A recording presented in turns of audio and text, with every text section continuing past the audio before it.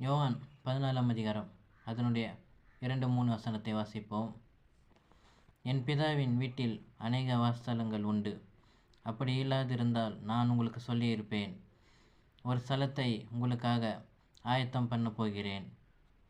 நான் போய் உங்களுக்காக ஸ்தலத்தை ஆயத்தம் பண்ணின பின்பு நான் இருக்கிற இடத்தில் நீங்களும் இருக்கும்படியாக நான் மறுபடியும் வந்து உங்களை என்னிடத்தில் சேர்த்து கொள்வேன் என்று சொல்லப்பட்டிருக்கிறது.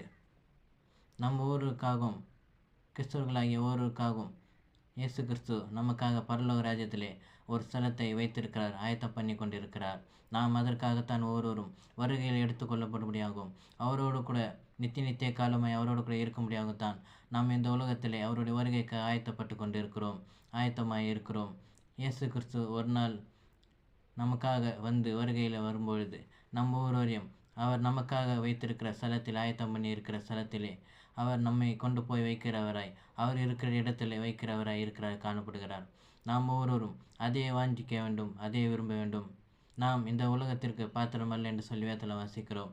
நாம் என்னதான் இந்த பூமியில் உலகத்தில் இருந்தாலும் நாம் ஒவ்வொருவரும் பரலோக ராஜ்யத்திற்கு பிரவேசிக்க வேண்டியது அவசியமாக இருக்கிறது, காணப்படுகிறது.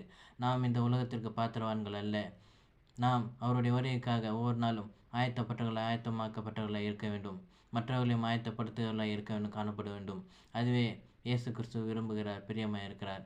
அது மாத்திரமல்ல, நமக்காக அந்த கட்டுமான பணிகள் முடிந்த பிறகு நம் ஒவ்வொருவரையும் மீட்டு கொள்ளும்படியாக, இந்த உலகத்தை எடுத்துக்கொள்ளும்படியாக கர்த்தராகிய இயேசு கிறிஸ்து ஒரு நாள் வருகிறவராய் இருக்கிறார், காணப்படுகிறார். நாம் ஒவ்வொருவரும் அவருடைய வருகையை விசுவாசிப்போமாக, அவருடைய வருகையில் எடுத்துக்கொள்ளப்படுகிறாய் காணப்படுவோமாக. ஆமென். God bless you.